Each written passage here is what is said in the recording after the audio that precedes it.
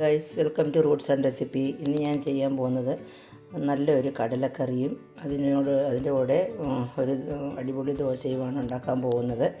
അപ്പോൾ അതിന് വേണ്ടുന്ന സാധനങ്ങൾ: കടല, അതുപോലെ തന്നെ ഒരു സവാള, പിന്നെ 2 തക്കാളി. അപ്പോൾ ഇത്രയും. പിന്നീട് ഞാൻ എടുക്കുന്നതെന്ന് പറഞ്ഞാൽ തേങ്ങ. ഇത്രയും ഇൻഗ്രീഡിയൻസ് ഒക്കെ വെച്ച് ഞാൻ ഒരു കടലക്കറിയാണ് ഇന്ന് ഉണ്ടാക്കാൻ പോകുന്നത്. പിന്നീട് ആ ഉള്ളി ഞാൻ കട്ട് ചെയ്ത് വെച്ചിരിക്കുകയാണ്. പിന്നെ കറിവേപ്പിലയുണ്ട്, ടൊമാറ്റോ അതായത് തക്കാളി ഞാൻ കട്ട് ചെയ്ത് വെച്ചിട്ടുണ്ട്. ഇനി ഞാൻ ഗ്യാസ് കത്തിക്കാൻ പോവുകയാണ്, കുക്കർ അടുപ്പിൽ വെക്കാൻ പോവുകയാണ്. കുക്കർ അടുപ്പിൽ വെച്ചിട്ടുണ്ട്. അപ്പോൾ അതിലേക്ക് ഞാൻ കുറച്ച് കടുക് വറുക്കാനുള്ള എണ്ണ ഒഴിച്ചു കൊടുത്തു. ഇപ്പോൾ എണ്ണ ചൂടായിട്ടുണ്ട്. അതിലേക്ക് ഞാൻ കുറച്ച് കടുക് ഇട്ട് കൊടുക്കുകയാണ്. കടുക് പൊട്ടിയതിന് ശേഷം അതിലേക്ക് ഞാൻ 2 ഉണക്കമുളക് അത് ഞാൻ ഇട്ട് കൊടുത്തു. അപ്പോൾ ഉണക്കമുളക് ഇട്ട് കൊടുത്തതിന് ശേഷം 2 തണ്ട് കറിവേപ്പില അത് ഞാൻ ഇട്ട് കൊടുത്തു. ഇനി അതിലേക്ക് ഞാൻ ഇടുന്നതെന്ന് പറഞ്ഞു കഴിഞ്ഞാൽ ഈ സവാള ചെറുതായിട്ട് കട്ട് ചെയ്ത് വെച്ചിരുന്ന സവാളയാണ് ഞാൻ അതിലേക്ക് ഇട്ട് കൊടുക്കുന്നത്.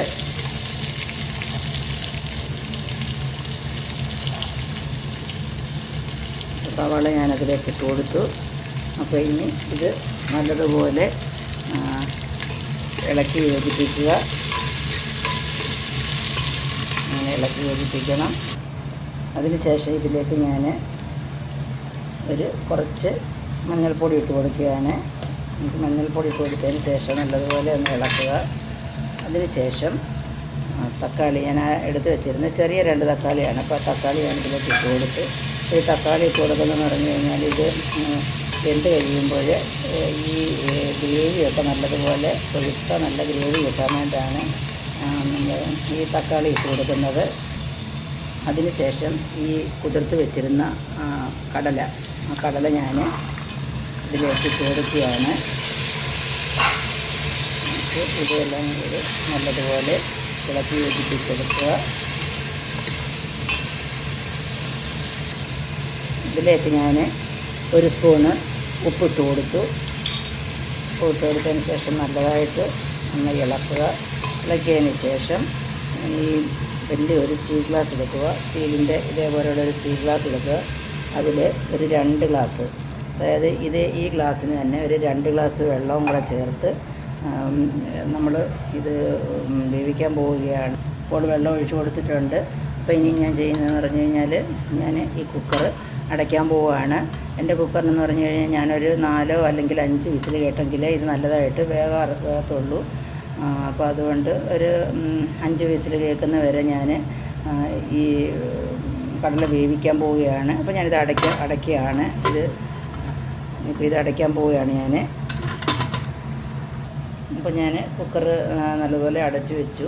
അടുത്തതായിട്ട് ചെയ്യാൻ പോകുന്നതെന്ന് പറഞ്ഞു കഴിഞ്ഞാൽ ഇതിന് വേണ്ടുന്ന മസാല റെഡിയാക്കാനാണ്. അപ്പോൾ ഞാൻ ഒരു ചീനിച്ചട്ടി അടുപ്പിൽ വെച്ചു. അതിലേക്ക് കുറച്ച് എണ്ണ ഒഴിച്ചു കൊടുക്കുകയാണ്.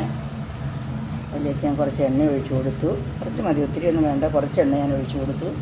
അതിനുശേഷം ഞാൻ ചെയ്യുന്നതെന്ന് പറഞ്ഞു കഴിഞ്ഞാൽ നമ്മുടെ ഈ ഇത് കിട്ടുമല്ലോ, സോമ്പ്, അതായത് പെരുംജീരകം. അപ്പോൾ ആ പെരുംജീരകം ഞാൻ കുറച്ച് ഇതിലേക്ക് ഇട്ട് കൊടുത്തു. തീ ഇങ്ങനെ സിമ്മിലേ വെച്ചേക്കാവുള്ളൂ. തീയൊന്നും അധികം കൂട്ടരുത്, കാരണം സിമ്മിൽ കിടന്ന് വേണം ഇത്. അതിലേക്ക് ഞാൻ തേങ്ങ ഇട്ട് കൊടുത്തു. തേങ്ങ ഇട്ട് കൊടുത്തതിന് ശേഷം ഞാൻ ഒരു 2 സ്പൂണ് മല്ലിപ്പൊടിയാണ് ഇട്ട് കൊടുക്കാൻ പോകുന്നത്. 2 സ്പൂൺ മല്ലിപ്പൊടി ഇട്ട് കൊടുത്തു. അതിനോടൊപ്പം തന്നെ നമുക്ക് എരിക്ക് ആവശ്യമുള്ളതെന്ന് പറഞ്ഞു കഴിഞ്ഞാൽ മുളക് പൊടി, അതും ഞാനൊരു ചെറിയ സ്പൂണിന് ഒരു 1.5 സ്പൂണ് മുളക് പൊടി ഇട്ട് കൊടുത്തു. ഇത് നല്ലതുപോലെ ഇളക്കി യോജിപ്പിച്ച് ഈ 3 ചേരുവയും കൂടെ ചൂടാറിയതിന് ശേഷം മിക്സിയിലിട്ട് നല്ലതുപോലെ അരച്ചെടുക്കണം.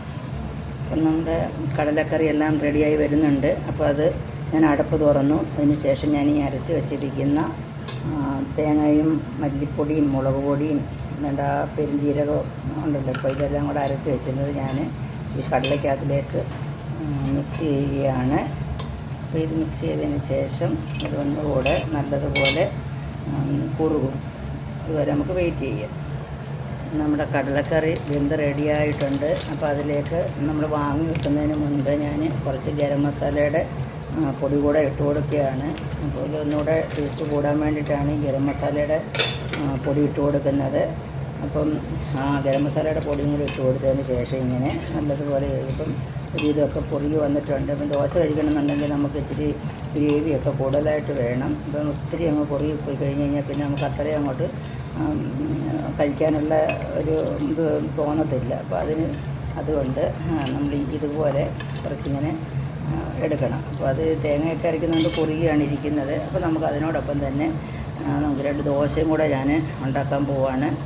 കടലക്കറി റെഡിയായിട്ടുണ്ട്. അടുത്തത് ഞാൻ ദോശ ഉണ്ടാക്കാനുള്ള ഒരു തയ്യാറെടുപ്പാണ്. അപ്പോൾ ഞാൻ ഈ ദോശ ഉണ്ടാക്കി കഴിയുമ്പോൾ നമുക്ക് ഈ ദോശയും കടലക്കറിയും കൂടെ അടിപൊളിയായിട്ട് കഴിക്കുക. അപ്പോൾ ഞാൻ ഈ ദോശയുടെ നമ്മളിങ്ങനെ കല്ലിലോട്ട് ഇട്ടുകൊണ്ടിരിക്കുകയാണ്. അതിങ്ങനെ പരത്തി ദോശ ഉണ്ടാക്കുകയാണ്. അപ്പോൾ ഈ ദോശയും ഈ കടലക്കറി എന്ന് പറഞ്ഞു കഴിഞ്ഞാൽ അത് നല്ല സൂപ്പർ ടേസ്റ്റാണ്. ഇത് രണ്ടും കൂടി ഇങ്ങനെ കഴിക്കാൻ. അപ്പോൾ അതുകൊണ്ട് എല്ലാവരും ഇത് ട്രൈ ചെയ്യണം. അപ്പം ഇന്നത്തെ ഈ ദോശയും പിന്നെ കടലക്കറിയും നിങ്ങൾ ഉണ്ടാക്കാൻ ശ്രമിക്കണം. ഇതേപോലെ തന്നെ ഉണ്ടാക്കണം. അപ്പോൾ ഇത് ഉണ്ടാക്കിയതിന് ശേഷം ഇത് കണ്ടല്ലോ, ഉണ്ട് അടിപൊളി ദോശയാണ്. അപ്പോൾ ഈ ദോശയുടെ കൂട്ടത്തിലേക്ക് ഈ നമ്മൾ കടലക്കറിയോടെ ഞാനിങ്ങനെ അങ്ങോട്ട് ഒഴിച്ചു കൊടുക്കുകയാണ്. അപ്പോൾ അടിപൊളി ഒരു ദോശയും കടലക്കറിയാണിത്. അപ്പോൾ നിങ്ങൾ എല്ലാവരും ഇതുപോലെ ചെയ്യണം, ഉണ്ടാക്കി നോക്കുക. എന്നിട്ട് എനിക്ക് ഈ വീഡിയോ കണ്ടിഷ്ടപ്പെട്ടു എങ്കിൽ ലൈക്ക്, ഷെയർ, സബ്സ്ക്രൈബ് ചെയ്യാൻ മറക്കരുത്. നമുക്കിനി അടുത്തൊരു വീഡിയോ ആയിട്ട് വരുന്നവരെ ബൈ ബൈ.